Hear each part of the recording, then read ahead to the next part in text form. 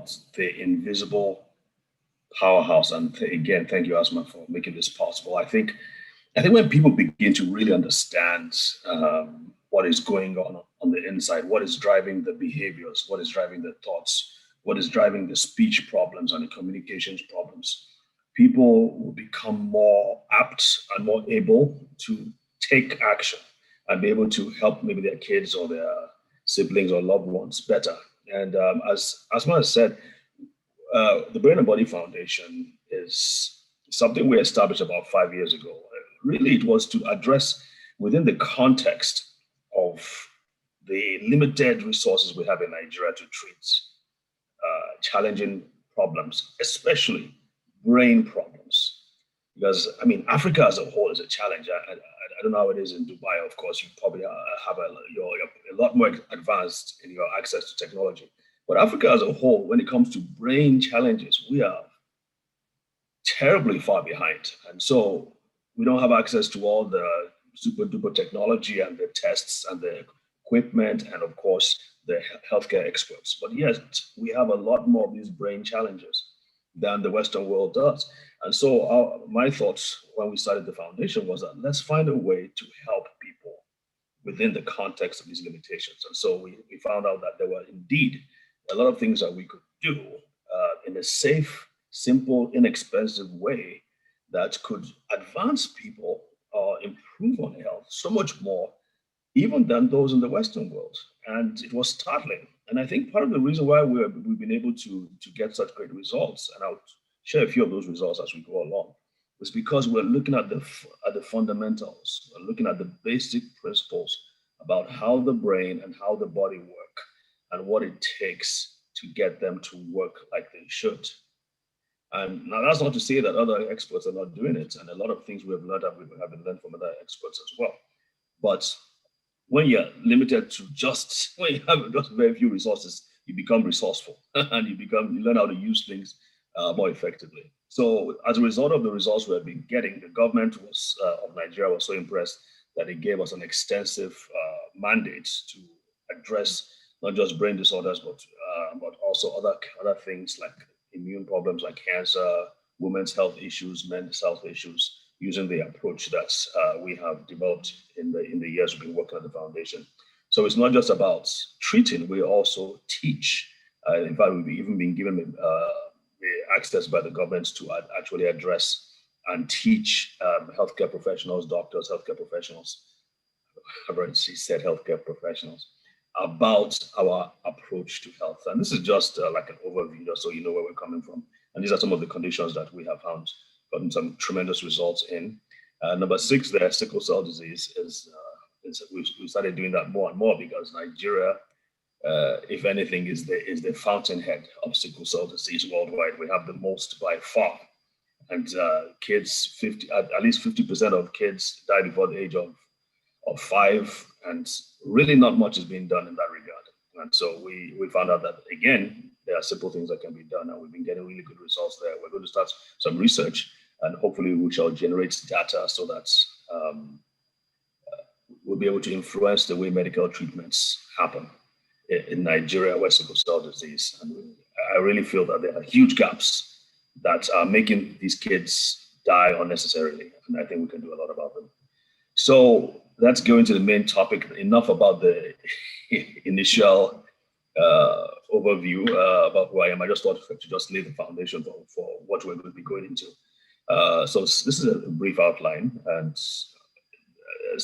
I like some of the reactions in the chat. Okay, it's about the stomach. Okay, it's about about what goes in and the quality and all those things. That's very good. And I have to tell you that even as a doctor and as a medical student and learning about the digestive system, there are a lot of things I'm going to share with you today that we as doctors don't know. I had to pretty much go out of medicine, go outside the bounds of medicine to learn these things, and they have been absolutely helpful. So this is just to say that this is not to be taken or construed as what you might call it now, a replacement for your doctor's health expert advice. This is meant to be something that you do in collaboration with your doctor. If at all you're going to take anything from this talk, it's a lot of what we do is in collaboration with healthcare professionals, not independent of them. But there's a lot to be said for taking charge of your health, and the place you start taking charge of your health. And I'm saying this as someone who has worked with worked with the brain, and I've worked with the immune system and several different aspects. I started my practice as a radiation oncologist in training. So I've done a lot with cancer. We've done a lot with several different areas. We've done a lot of surgeries. I've been extensively exposed to health.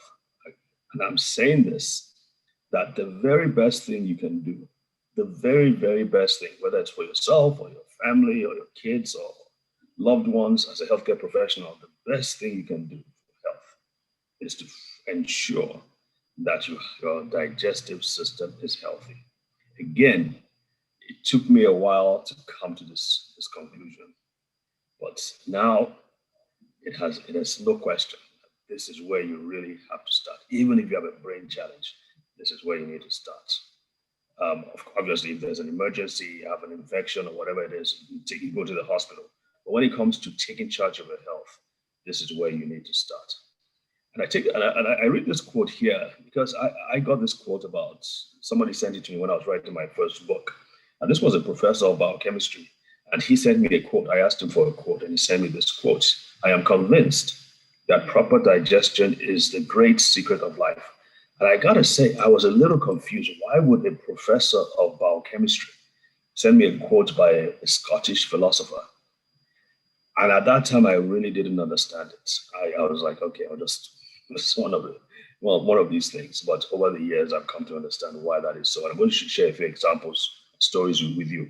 Every Friday, on Fridays now, we have the free clinic, and we've been doing this for the past almost 5 years in Abuja, Nigeria. And people come, indigent, poor people come for their treatments for their kids with cerebral palsy and other conditions. And what we have seen is that when we started giving them good supplements and nutraceuticals, we began to see the first signs of improvement was that they would start stooling. And they would start stooling, and the mothers would say that the stool is hard, it's compact, but when they were able to get all that stuff out, and another thing they said was that it was very, very smelly. But once they were able to get it out, the children began to improve, whether it was from cerebral palsy or from seizures or anything. The first thing was that they would poop out and they would improve. It's not that all of them had constipation, but many of them had that issue. In other cases, with children with genetic problems like Down syndrome, we would give them things like probiotics, and I'll explain what that means. We'll give them probiotics, which is a kind of supplement, and those kids would, just on probiotics, their speech would improve, their behavior would improve, they would become more interested in what was going on around them. On the adult side, because we've now transitioned to treating adults as well, we found out that if you helped adults with dementia, memory problems, they were losing their marbles, sort of, quote unquote, we found out that once they had, either they went for an enema or something that helped to cleanse their guts, it improved their health. And this was also cancer patients. You see that cancer patients, when they had a colon cleanse, a colon flush, that's the word. Somebody colon flush, if they went to the doctor and they were able to do that for them in a safe way, they would improve their health as well. So that's, amongst other reasons, is why I say you've got to start with the digestive system. And why is the gut so important? And I'm going to relate this to, obviously, autism and other learning disabilities. But again, I think the foundation is really, really important. And I have to give Asma credit for this because she's the one who chose this topic. So thank you, Asma, for being so perceptive. Okay, so why is the gut so important? Obviously, and the most obvious reason is that for your body to heal, for your body to function, for your body to be in health, you have to have the right nutrients. And the nutrients have to get into your body through your digestive system. It has to be broken down. It has to be absorbed. It has to be used by the cells and the organs and the tissues effectively to do whatever those cells are doing. Without nutrients, the body, the cells will not function. And that's why I like this quote. The human body heals itself, and proper nutrition provides it with the resources that are needed to accomplish that task. This is not just for people who have had an accident or people who have been in the hospital for 5 or 6 weeks or have had COVID-19. This is for you, it's for me. Every person is being damaged. Every person is being damaged by infection, by rays from the sun, by rays from your cell phone, by the food you eat. There are toxins in the food you eat. All sorts of things are going on. Our cells are constantly being damaged. It's the food you eat that your body takes to use to repair the damage that has happened. I need you to understand that. You've got to know that as you are sitting down now, the body is being assailed by toxins. And the more effective your body is able to repair and protect against that damage, the healthier you will be. And it's food to a very large extent. Obviously, there are other things as well, like your attitude, whether or not you're stressed, where you live, and so on and so forth. But food is the most constant that you can control. So that's why it's so important that you eat the right kinds of foods. So the second one is the nervous system. Number 2, they refer to the gut as the second brain. One of the reasons for that is that it has the most abundant nervous system outside of the brain. It has more nerves than the spinal cord. It has more nerves than all the rest of the body combined. It is packed. That's why I like the word powerhouse. It is packed with nerves and nervous supply. In fact, they are finding out there are more nerves that go from the digestive system to the brain than from the brain back to the digestive system. So the influence of the digestive system on the brain is larger than that of the brain on the digestive system. As a matter of fact, if you cut the brain away, they have found out the digestive system functions on its own, even without the influence of the brain. And they're still learning a lot. But I just want you to understand that the digestive system has a huge amount of nerves, and it works with nerves, and it's extremely influenced by the nervous system that is within it. Interestingly enough, number 3, and we found this out, interestingly enough, that the gut also produces neurotransmitters. You probably heard about serotonin. You've heard about dopamine. You've heard about other neurotransmitters. The body, the cells in the gut, in collaboration with the microbes, produce as much as 95% of all the serotonin in the body. Serotonin is meant to help to calm you down. It's meant to help in sleep. It's meant to help even in just ability to function normally. And we know that there's the imbalance of serotonin in children with autism and ADD and ADHD and other conditions. But again, the point is this. So the majority of serotonin is made in the guts, not in the brain. It's made and used in the gut. Also, the dopamine is made and used in the gut. That holds a lot of potential for treatment. And it should have changed the way we addressed brain disorders. And the problem with medicine is that many times it takes a while for clinical medicine or practical medicine to catch up with what the research is telling us. But hopefully that's going to change. Another thing, the immune system. I want to switch over to the immune system. This is another thing that we did not know in learning medical school. 70 to 80% of your immune system is in the digestive system. Did you know that before, Asma? 70. It was surprising. It was surprising even when I heard it. It wow, is 70 to 80. That's 70 to 80% is in there. We never knew that as medical students, even as doctors, until much later when I started studying about autism. So if anybody is ignorant about this, Just know that a lot of us doctors too are ignorant of this fact as well. So if 70 to 80% of the gut is in the digestive system, so if 70% of your immune system is in the digestive system, and we now know that a large part of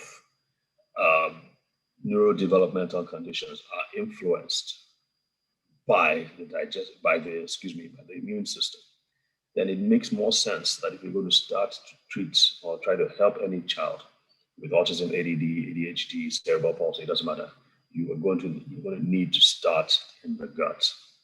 And then this other aspect, the microbiome. Many of you may have heard that we have a lot of bacteria and other kinds of bugs living in our gut. The gut has the most amounts. Obviously, there's microbes all over our body, on our skin, in our mouth, in our ears, everywhere. But the gut has the most amounts. And it says it's about 2 to 3 pounds, which happens to be the weight of the brain itself. And that's another reason why they call it the second brain. And we are just now beginning to understand how influential the microbes in the gut are. They're seeing that even way back in your mother's womb, the microbes play a huge role in brain development, not just brain development, but immune system development, and so on and so forth. In fact, they find out that the microbes, I'm talking about bacteria now. When we were in medical school, we only thought bacteria were bad. Now we know that the majority of bacteria are actually good for us and actually healthy for us. And they play a role, like I said, in development of the immune system. They teach the immune system what is a threat and what is not a threat, what is good and what is not good. And they help, the good bacteria now help to ward off or fend off infections from bad bacteria. They play an immense amount of good.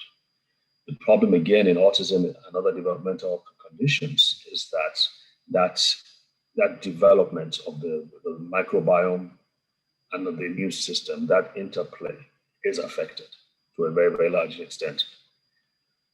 I have what I call the central governing system. And these are the 3 main systems in our bodies that control the rest. So we have about 12 to 13 systems in our bodies. The nervous system, the musculoskeletal system, the circulatory system, the digestive system, like we're talking about. The 3 systems that control all the others are this pink one called the nervous system, the blue one, the endocrine system, which of course has the hormones, male hormones, female hormones, quote unquote, the hormones that control digestion, the hormone that controls sleep, and so on and so forth. The immune system. These 3 systems control all the other 9 plus systems in the body. So therefore, it is of utmost importance that these systems be healthy and strong. But guess what? After what I've just said, the majority of your immune system is in the gut. A large amount of your nervous system is in the gut. Even your hormones, a large amount of hormones are made and processed in the gut. And we've just talked about the microbiome. The bugs are in your gut as well. So again, this is to further impress upon you the importance of having a healthy gut. And too much of the time, I'm going to get into it in a minute, too much of the time, we tend to neglect this all-important aspect, and therefore we suffer for it. And here we are treating all kinds of things. We're taking this pill, we're taking that pill. Meanwhile, we're not even sure whether those pills are going to be absorbed and used by the organs and tissues that they're meant for, because they have to go through the gut. So I have this slide in front of me, in front of you, because I want to see. The question is, if the digestive system is so important, then how do I know if I'm healthy or not? And this is where, ladies, I find the problem is among ladies more than men. I think men have no problem as much as ladies do, but ladies think it's a cool thing not to go to the bathroom. I don't know why, but I've met a couple of ladies who would rather not go to the bathroom for 2 days, 3 days, and keep it all in. And I'm saying that's a problem. You need to be stooling at least twice a day. They're now finding out that people have they've done autopsies and they've done all these tests. You find out that people can have as much as 8 meals stuck in their gut that has not been fully digested and hasn't been gotten out. That's a tragedy, because if food gets stuck, I mean, you've heard the saying that nature hates a vacuum. Well, nature hates stasis, probably even more than that. And what do I mean by that? Stasis is when things are not moving. So if you have a river and all of a sudden you dam the river and the water stops flowing, what happens? It begins to stink. You have mosquitoes, all these other kinds of creepy crawlies in that water. It's not as fresh as it should. For things to be healthy, for things to be fresh, for things to work well, you've got to keep things moving. And the gut is a problem for many people because they're not keeping things moving. Part of it, obviously, is that they're not eating the right kind of foods, like fiber, that will keep things moving.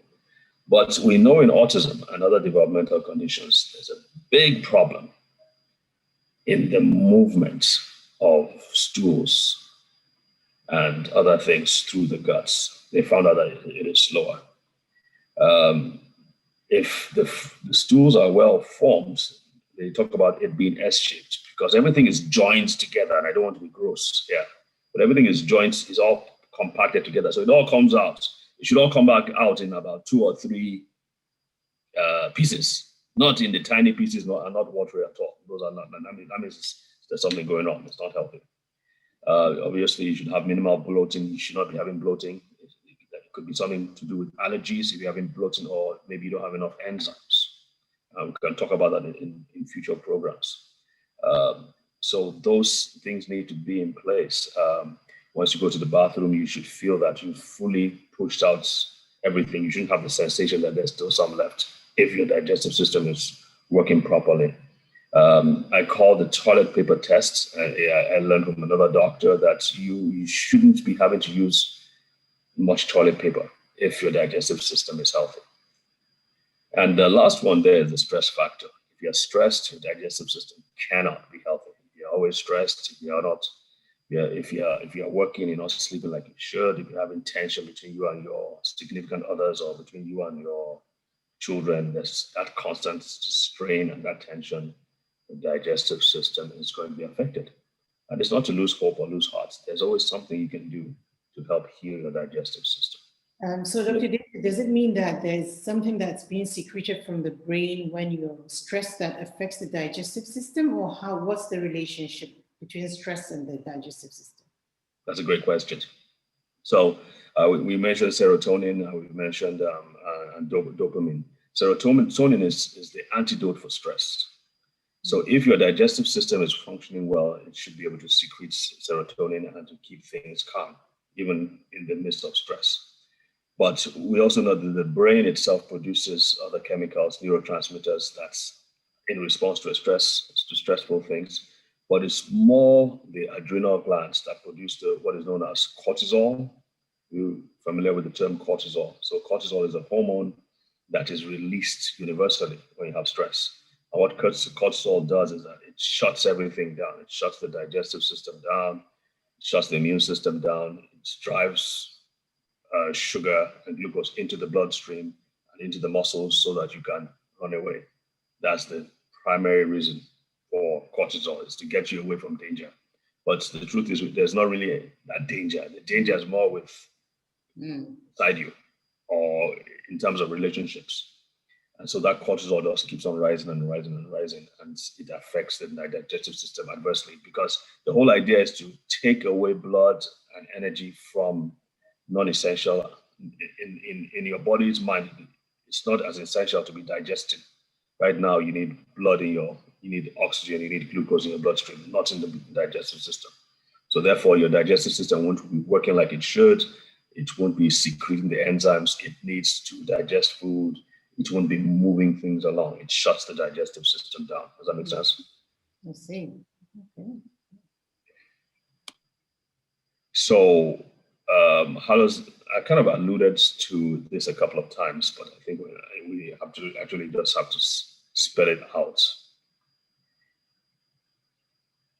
What we know from research and from our practice, clinical practice, and from working with other doctors and healthcare professionals is that there are several areas that are affected in the guts of a child with autism. And each of these, the good thing is, can be addressed. And sometimes can address many of them together. But one thing for sure is that many of them, if not most of them, are constipated at some point in their life. Sometimes parents tell me that at some point he was constipated, not as much anymore. But there's, even if, and let me just tell you this, even if none of these things were happening in that, when I say none, I would say that if the parents say, this child, he stools twice a day, he's fine, he doesn't have any bloating, he doesn't hold his stomach, he's not in any distress, he's okay, there's nothing wrong with his digestive system. Even if they say that, as long as a child is exhibiting the symptoms and signs of autism or other learning disabilities like hyperactivity, I can almost guarantee you that there's something going on in their guts. The fact that it's not manifesting, in fact, they say about, see that 30 or 70% of all conditions that are affecting the brain are due to gut issues, and that many of these conditions, the patients have no sign. They show no symptom whatsoever of anything going on in the gut. So you go to the neurologist or you go to the psychiatrist or the psychologist, and you complain about your mind, you're not able to sleep, and because you don't feel you have anything wrong with your gut, the psychologist or psychiatrist or whatever treats you for the problems in your brain, treats you for stress, treats you for this, and totally exempts or ignores the gut. And I say that's a mistake. You're pretty much fighting with one hand behind your back and your both eyes blindfolded, and maybe your shoelace even tied together. If you, as a healthcare, as a brain specialist or a neurologist or psychiatrist or psychologist, if you don't take into consideration the gut as well, I don't know how to stress that any more than that. So there are many of them, we find out that they have enzyme deficiencies. That's why some enzymes, some people get enzymes and it works very well for the symptoms of the child. And another thing we find out is that in terms of the microbiome, the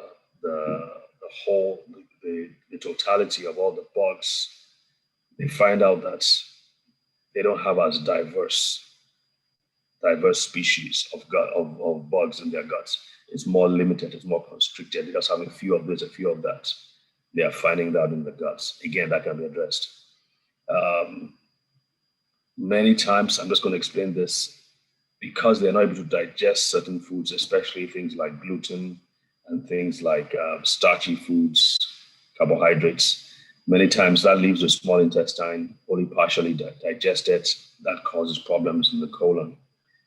The mucosal layer, the mucous layer is something that is meant to protect the lining of the guts. That is affected.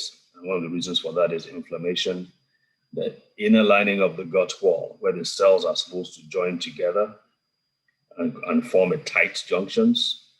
They're seeing leaky gut. Maybe you've heard of the term leaky gut. They're seeing that happens in autism. And there seem to be more of, because the body is not removing toxins as effectively, there may be higher levels of toxins, heavy metals, parasites, and so on. As a matter of fact, things like aggression, even in some cases, hyperactivity, inattention could be traced to high levels of heavy metals like mercury and lead.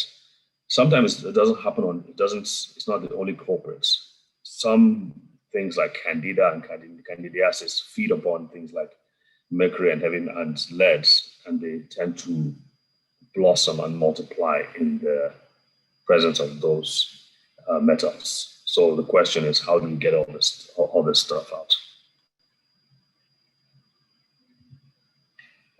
Okay, that's my information. So I was told we're just going to do a short one. So this was meant to be an introduction to Our series, I think, something about our series, right, Asma? No, sorry, Dr. David, sorry. I think I deviated you a bit. I was just thanking them for their rapt attention, nothing to do with you for now. And just trying to tell them to get their questions ready for when you're done. But please go on, it's getting more interesting. Besides, we didn't start early, right? So I think we can go a bit beyond the hour, if you're okay and everybody else is, if you have more to share. Okay. Log off. Well, I'm getting close to the end, and I think when the questions start coming in, we'll be able to explain some things. Yeah, exactly. Okay. Yeah, I'm working with the timing you gave me, so it's okay. Good to know that. All right. All right. So let me see. So let's look at it. Let's kind of like go over what we've talked about. Why is the gut so important? The gut-brain connection. I hope we've established that there's a really, really strong connection between the digestive system and the brain. One of the cases back in our center in Abuja, very interesting. So I had a family of four. All four kids have sickle cell disease, very severe sickle cell disease. In fact, the mother, before she came to the clinic with the kids, there was never a time throughout her married life after the birth of her first child, and I think he was 16 at the time, there was never a time when she was not in the hospital, where one or more of her kids were not on admission. I didn't say that she had to take them to the clinic or to the emergency room. I'm talking about on admission. The kids were on admission every single month. And we started helping them. We started treating them. Again, it was completely free at that time. I was still trying to make sure that everything continues to be free. And for about 6 months, 7 months, 8 months, I think it was going to about 6 or 7 months when no single hospital visits. So we went to the Ministry of Health in Abuja, and we took her along, and we took a few other parents to talk to them about what we were doing and trying to get some kind of partnership going. And she came up and testified. She said, this is the first time. She told all the directors and the staff there that came for that meeting, about 50 who came for that meeting. And she said, this is the first time that she's been able to complete a Ramadan fast in her 16 plus years of married life. First time. So I thought that was pretty cool. I mean, the people were all just in amazement. They were just in amaze. Anyway, why I'm saying this is that her two last kids are identical twins in every way. And when one of the clinic visits, they come and then they both have a missing tooth, kind of like the growing thing. He was 6 years of age. They were missing their tooth. The tooth was missing in the exact same place. I mean, these are as identical as they come. And so I thought that was quite interesting. So I asked their mother, do they have crises at the same time? And she's like, yes, if one has a crisis, the other one has a crisis immediately. And they are so close. So, and when I think about the connection between the brain and the gut, I think about those kids. They are 1 and 2, 6 and 7. I think about that connection, and it's the same thing that happens with the brain and the gut. If something happens to the brain, injury, infection, whatever it is going to be reflected in the gut. If something happens in the gut, it is going to be reflected in the brain. They are 1 and 2, 6 and 7. You cannot treat one without treating the other. As a matter of fact, the starting place should be in the gut, for the reasons that we tried to explain earlier on. All right. Okay, I think I've told you about the signs of a unhealthy gut. Okay. All right. So the very best thing, again, I will say, the very best thing you can do for your health is to ensure your digestive system is healthy. And I think about this COVID-19 days, this period that we're in, and of course, vaccines are becoming available, which is a good thing. However, we've been talking about things like vitamin C, vitamin D, vitamin and zinc. These are all very, very important. I strongly advise you to take this, especially if you are Black. Many of you are lacking vitamin D. The fact that you're in a hot environment does not mean that you're getting vitamin D. You need the rays. It's about light. rays, not about heat. It's about light rays. And if you're covered up, you are lacking in vitamin D. If you're in the house all the time, you're lacking in vitamin D. So one of the things I always talk to Black people about is please take vitamin D as the supplements. You can't get it from food. You can't get enough from food as well. This is also important. I know I'm digressing. This is something that we'll talk about in future lessons.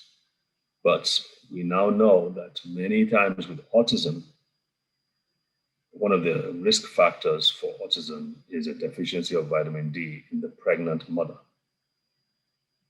because vitamin D is crucial for brain development. So if the mother is not getting enough vitamin D, it poses a risk for autism in the child.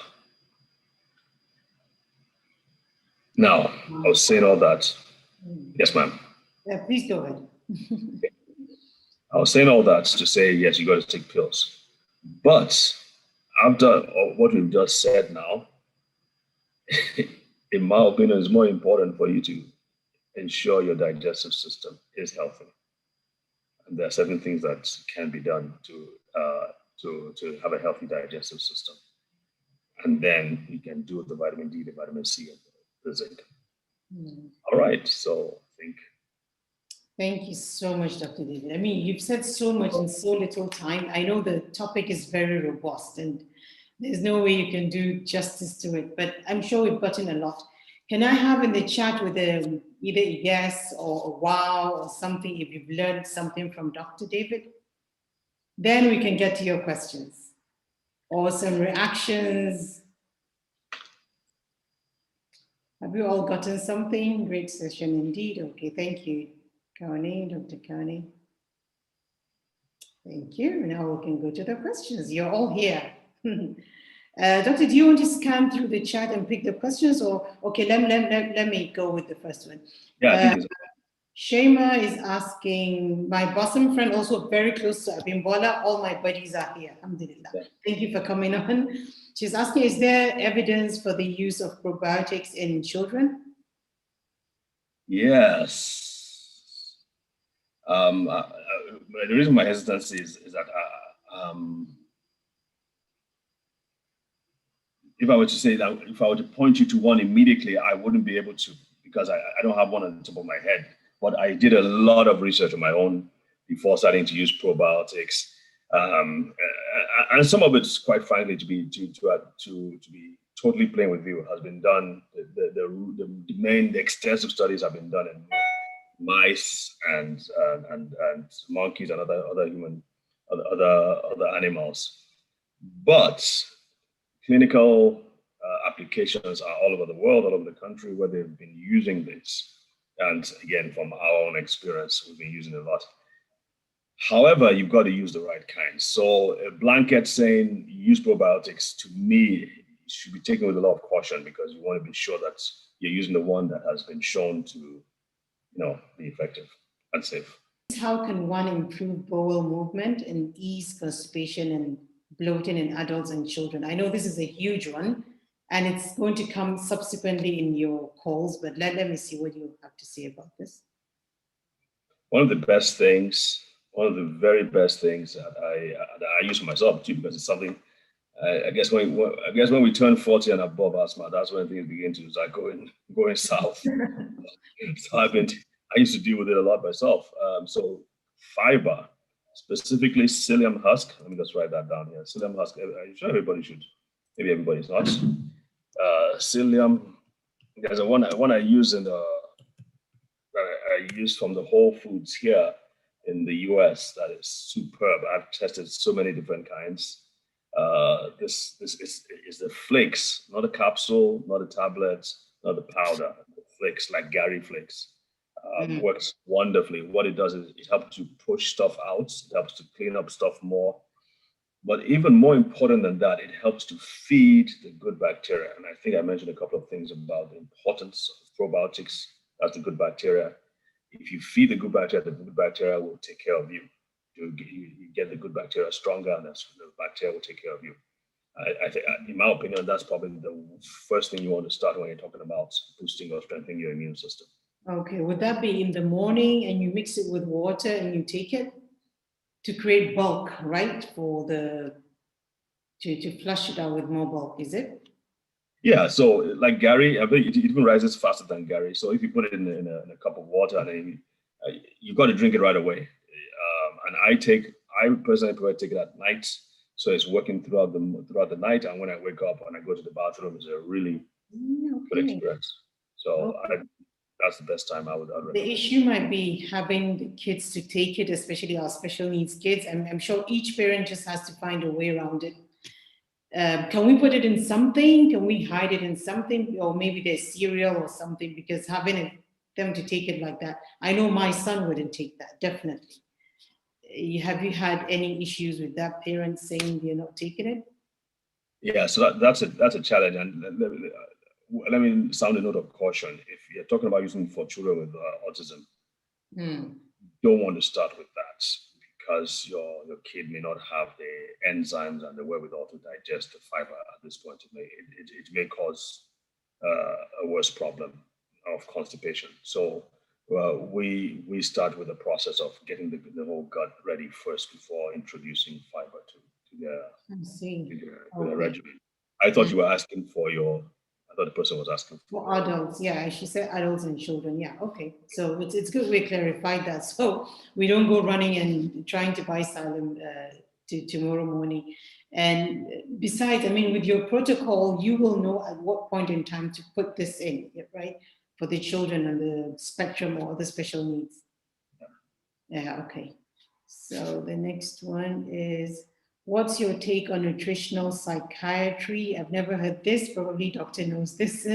How important is it during Ramadan? Yeah, actually I have some poor bandwidth. The question basically is that, as you rightly explained, the impact of gut on the brain and all. I just wanted to understand that the nutritional values or the nutritional impact of the food whatsoever we do have.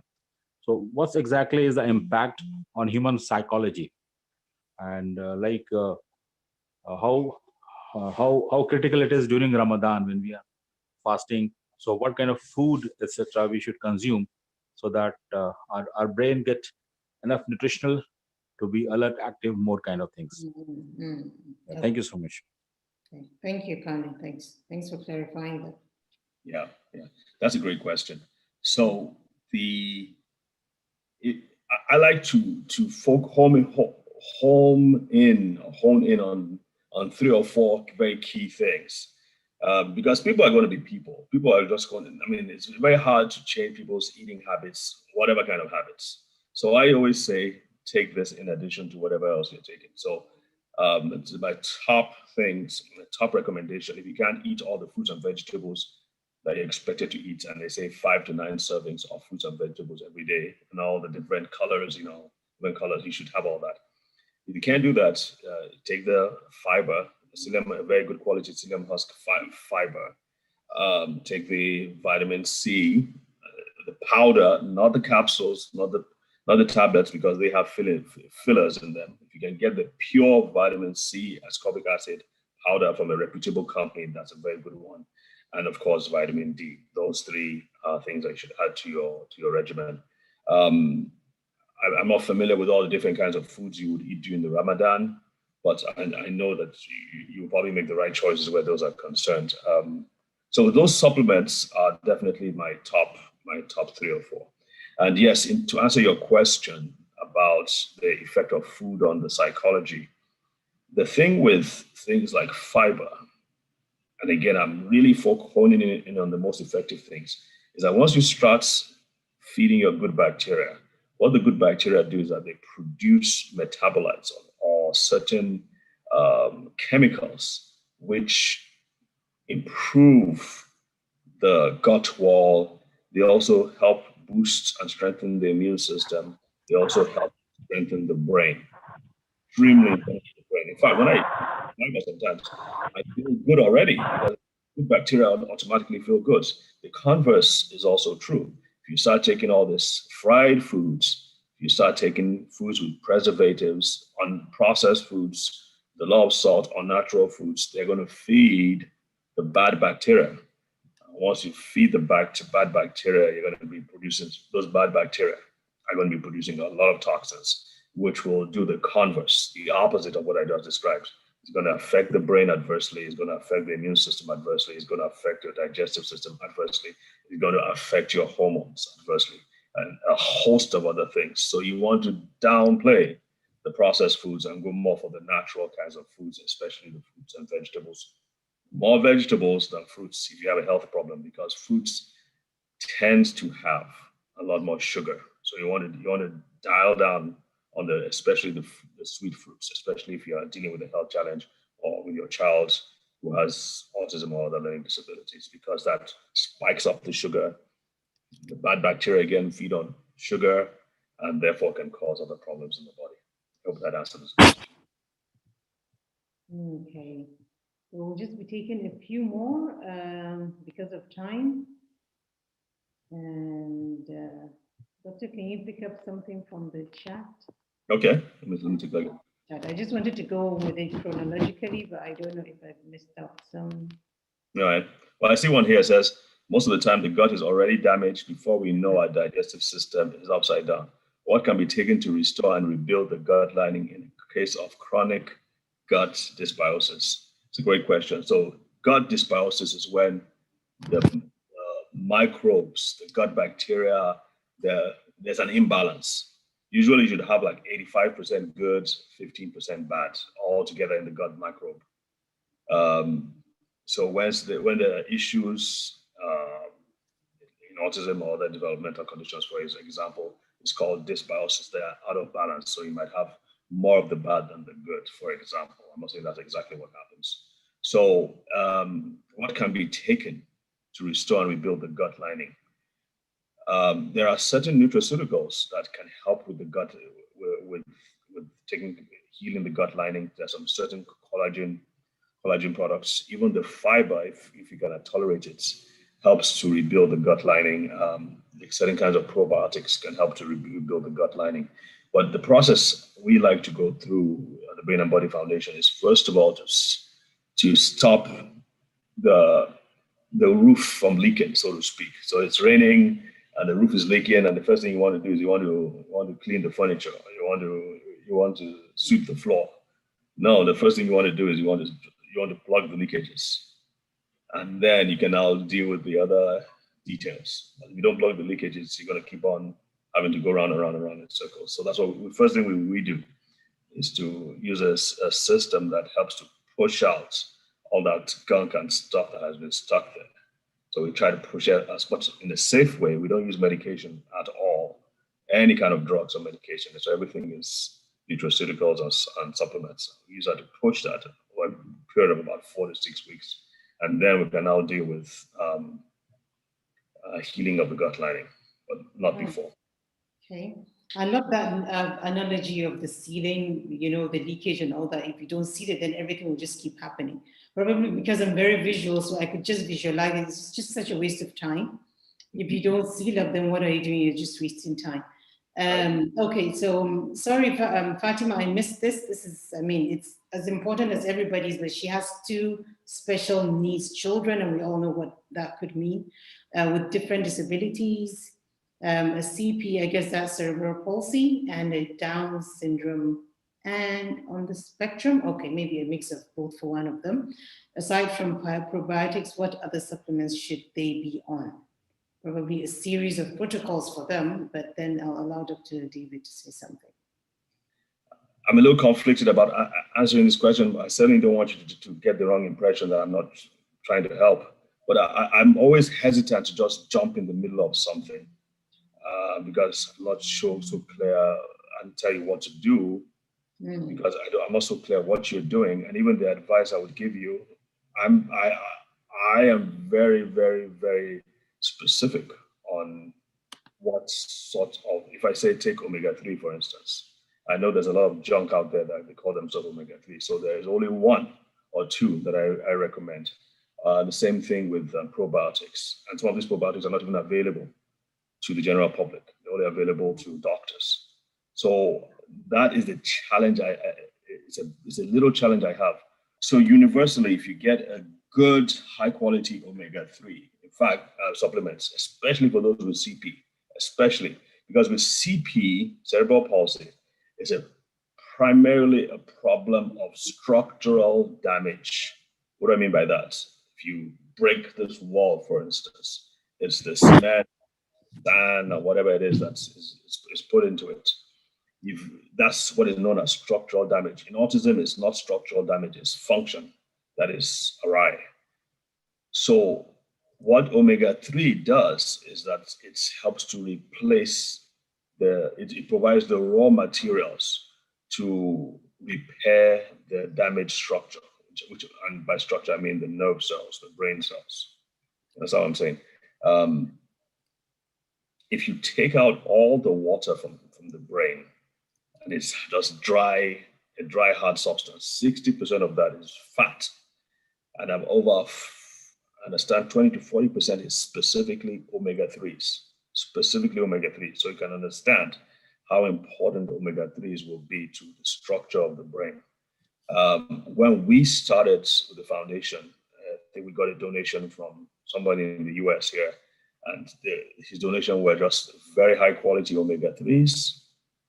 And that was when the miracles really started, because I think they were transitioning to a new brand, so they wanted to get rid of the old stock, and we were like, yeah, give it to us. So they sent it to us, and we were just giving it to everywhere. National hospital, people were just coming from all over, and then we even went to the military. Because I have a military background, to the military hospital. Those who had PTSD, depression, traumatic brain injury, they were getting better. So the omega-3s are extremely important. Down syndrome, it helps with Down syndrome to some degree, but probiotics, there are some specific brain nutraceuticals compilations, and that could be helpful. So those are things that if you do need to, if you wanted to talk about it some more, we'd be glad to. But it's hard to just throw things out, because many of them have to be specially ordered, and they're not generally available in the health food stores. Yeah, and also the composition depends on the problem the child is facing, right? It's not it's a case-by-case basis, so probably reaching out to you. Dr. David, would you want at this point to share the screen where you have your contact details, so I don't make a mistake on your email? So sure. We can all take a screenshot of it, and they can reach out to you after. I'm sure everybody has so many questions, but it's just that the questions are so varied. I'm sure many of us don't even know where to start from. Like, I have thousands of questions, but because I know I'm just a WhatsApp away from you, so I'm saying them here, yeah. So please take a screenshot. I'll just take one more question. And okay, so Elsie is asking, probiotics in kids as supplements or just through foods such as yogurt? Oh, okay, so the natural way. No, you can't get it. From my experience, you can't get enough concentration or amount of the supplement that's needed to have an effect on special needs kids with just yogurt. Okay, so it needs to be in tabs. And how can you ascertain? I promise this is the last one because it's the last question. How can you ascertain the presence of heavy metals in your child as a parent? The ideal thing is to do a test, but even these tests, when we first started with our clinic, we were sending tests from Nigeria to South Africa because they weren't doing the tests in Nigeria. And they would come back as negative. And after about 3 weeks, then they would still demonstrate signs of heavy metal toxicity. And some of those signs are like hyperactivity. Some of them could actually be aggression, like I mentioned before, inability to focus or concentrate. And those other things could cause those as well.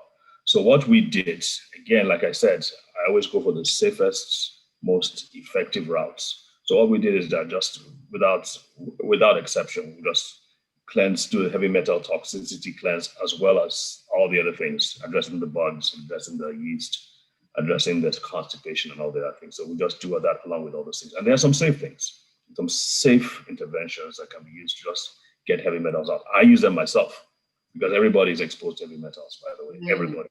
Yeah. Just that special needs kids, in some cases, it could be a genetic reason. they may not be able to metabolize and detoxify on their own effectively enough, so they need help. But everybody is affected by toxins. So some kids just aren't able to get rid of them as quickly as other kids. I see. So using different methods to get rid of them. Of course, I've heard some of the methods are not safe because they just do the chelation. I don't know much about it. I've never done it, but it just sounds scary. So chelation, problem with chelation is, one, is harsh on the body, and then two, it takes away the good metals as well as the bad heavy metals. And so it's non-specific. It just takes all that out. And so you have to be careful to replace those things. Our method is very selective. It takes out all the bad and the chemicals and the toxins as well, but it preserves the good. Okay, so just another tail to that question. This is not another, but just a tail, something that I've always wondered about. If you have a child with autism, for example, and he's exhibiting some traits of probably has some heavy metals, most of our kids, it's so difficult to get blood work.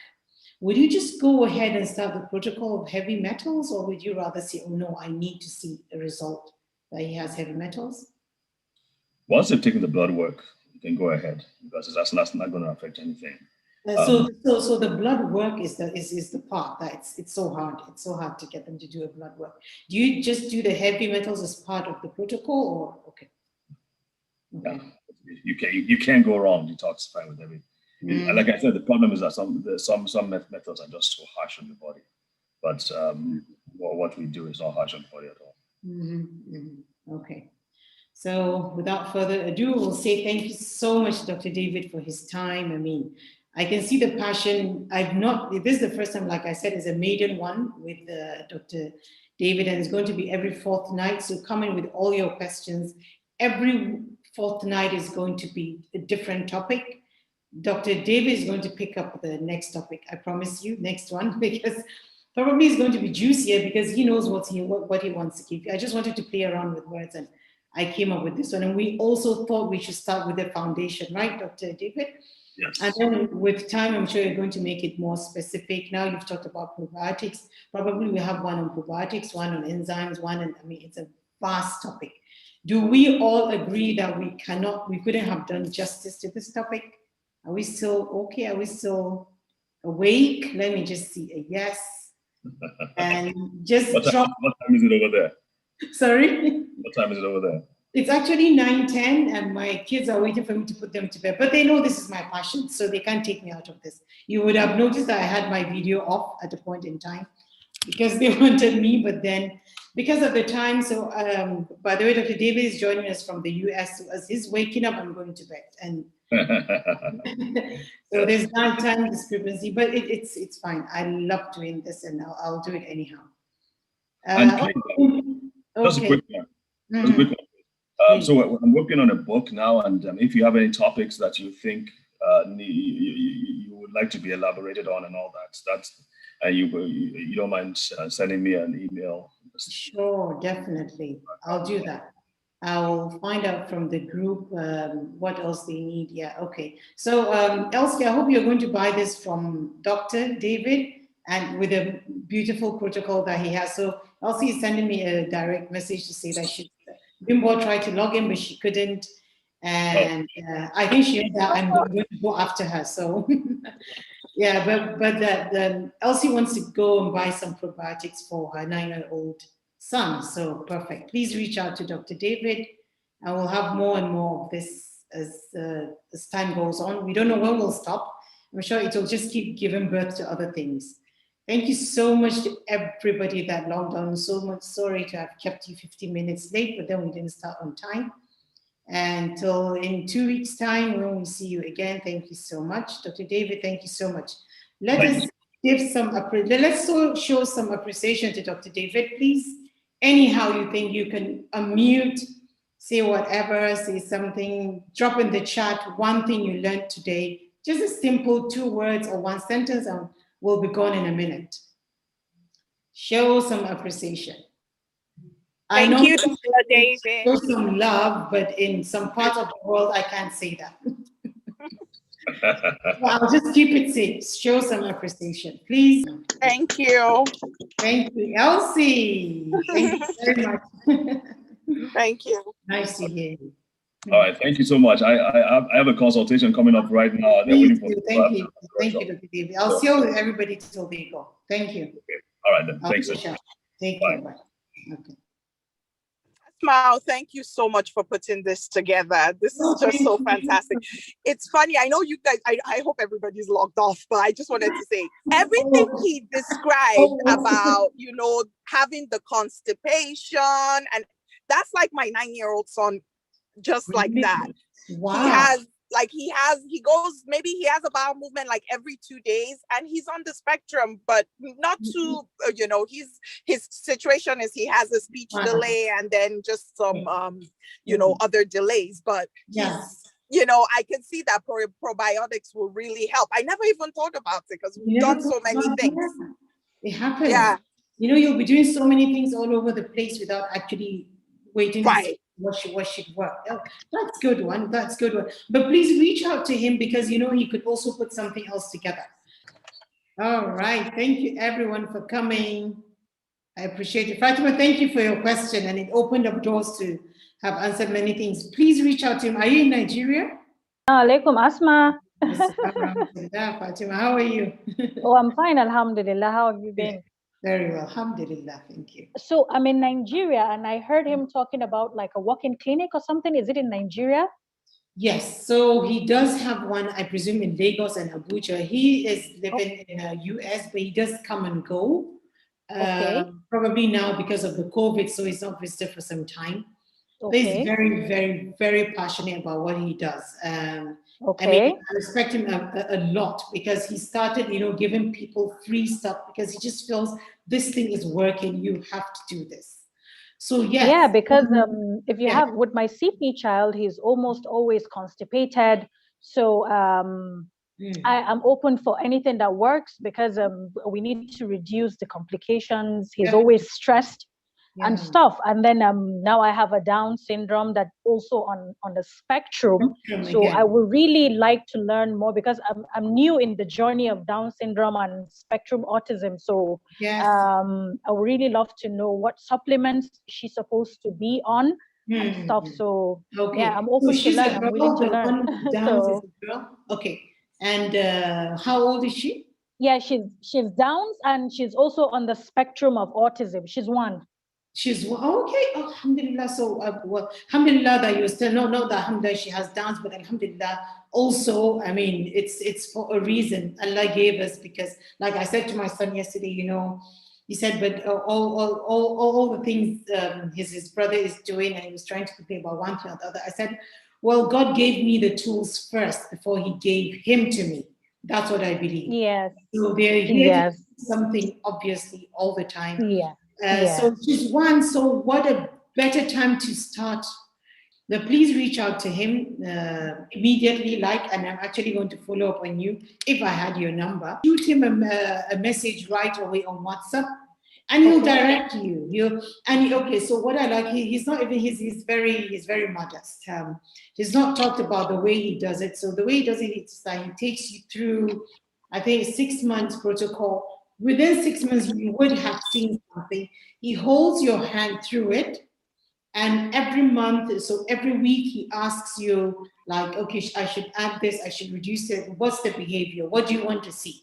So he works based on the goals of the parents. It's different than walking into a pharmacy and they just give you, and there's nobody to do anything else. And besides the probiotics we're talking about, these are live bacteria we're talking about. So when they bring them from another country, what was the medium of the journey of the probiotics? Because again, we need to remember that there's a doctor here, so I don't want to say anything that doesn't make sense. Dr. Abosede is watching me, but I stand to be corrected. I know the efficacy is very important, right? The way it was stored, the temperature, like over here, they keep them in certain temperature, not on you never see probiotics on the shelves. The ones I've seen before, I've asked them and they said it's a different type that the bacteria can withstand a certain temperature and all that. So this is very important to note. All right, thank you everyone for coming. Thank you all. As you log up, thank you very much. I appreciate you coming on, and keep with the date. In 2 weeks' time, we'll be back again.